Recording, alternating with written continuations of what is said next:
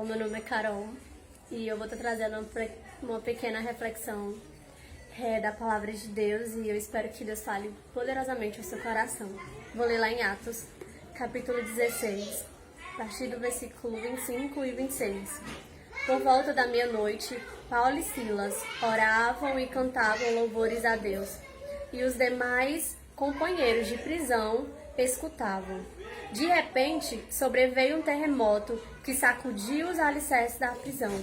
Todas as portas se abriram e as correntes de todos os presos se soltaram.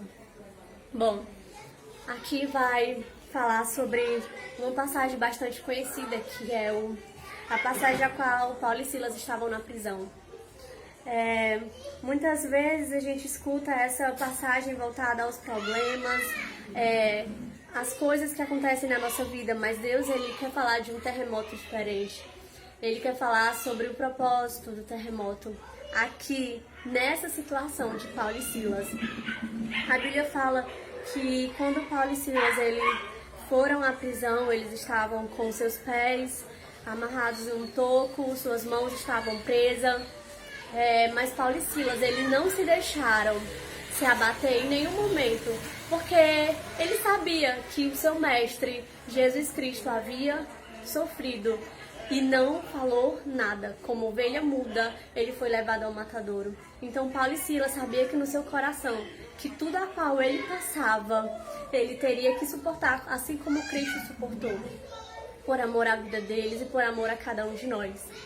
Paulo e Silas, eles estavam presos. Acredito que com seu coração angustiado por aquela situação. Mas ele sabia que ele poderia louvar, ele poderia orar, porque nada disso estava impedindo. Suas mãos estavam presas e os seus pés, mas o seu coração e a sua força de vontade de estar em qualquer situação e louvar a Deus foi muito maior.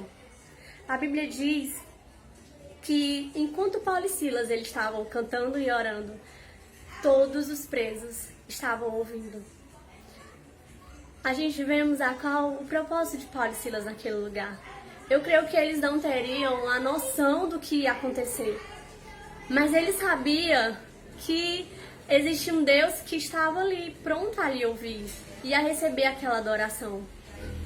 Ao passar de alguns tempos houve um terremoto. A Bíblia diz que por volta da meia-noite Paulo e Silas estavam cantando e orando a Deus e sobreveio um terremoto tão grande que os alicerces da prisão e as portas se abriram e as correntes de todos foram soltas. Aqui vai nos falar sobre algo grandioso, algo assim que para Paulo e Silas ele não esperava. Às vezes um terremoto é algo que nos traz pânico, mas eu creio que Paulo e Silas ele entendeu que aquele terremoto era diferente. A Bíblia diz que quando o carcereiro vê que depois do terremoto todos os presos estavam com as portas abertas, ele se desesperou e quis tirar a sua vida. E a Bíblia fala que Paulo e Silas eles declaram: não, nós estamos aqui, nós não fugimos.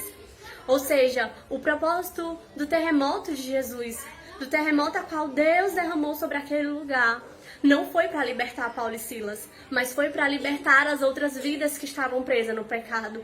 Por que não lembrar da vida daquele carcereiro? A Bíblia diz que ele tentou tirar a sua vida, tentou se suicidar, e Paulo e Silas declarou naquele momento que não precisava fazer isso. E olhe só, ele com o coração perplexo, sabe, com a sua fé, ele olhou e disse: que Deus é esse? O que eu posso fazer?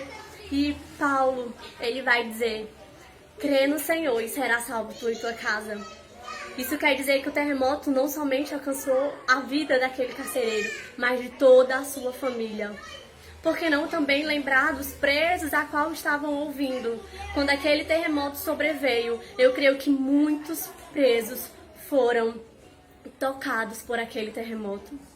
Possa ser que tenham sido tocados antes pelo louvor e a oração de Paulo, mas Deus ele tinha um propósito naquele terremoto. Paulo e Silas ele foi para a cidade de Filipos para evangelizar, mas eu creio que no coração de Paulo e Silas eles não sabiam que iam parar na prisão. Ou seja, em um lugar de Filipos existia uma prisão a qual precisava também ouvir que Jesus salva. Ou seja, nós sabemos que nessa quarentena nós estamos dentro de casa, muitas das vezes com o nosso coração angustiado com os problemas que estão acontecendo. E nós esquecemos de que podemos estar trancados dentro de casa, mas o nosso coração e a nossa voz não estão. Sabe, querido, Deus, ele tem um propósito. Louve e adore a Deus independente de qualquer situação.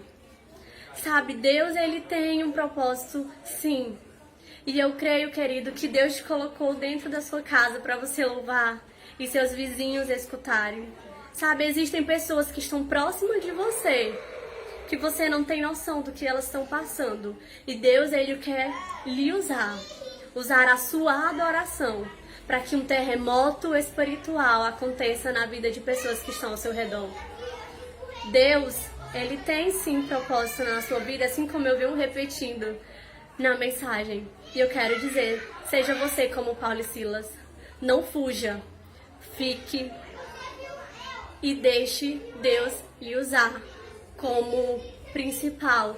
Deixe Deus lhe usar como flecha. Existem seus vizinhos que eu creio que precisam ouvir um clamor seu, que precisam ouvir uma oração sua. Existem pessoas que estão esperando só você gritar: ei, Jesus te ama, assim, dentro da sua casa, de você clamar a Deus e ela saber: ai, existe um Deus que não esquece de nós. E eu creio que Paulo e Silas, a partir dali, Paulo e Silas cumpriu o seu propósito, que era levar a mensagem de Deus àquelas pessoas naquela prisão. Creio que muitas sem esperança, mas a partir do momento que Paulo e Silas oravam e adoravam a Deus, creio que a esperança para elas reinou novamente e a fé de muitos foram firmados. Então, querido, Deus, ele quer lhe usar como instrumento. Adore a Deus em qualquer circunstância. Não deixe que as adversidades calem a você. Não deixe que as coisas de fora atrapalhem o seu ministério. Permaneça firme. E a Bíblia diz que depois, quando Paulo e Silas foi solto, a Bíblia fala que eles foram até a casa daquele carcereiro e toda a família dele se rendeu a Jesus. Seja instrumento, seja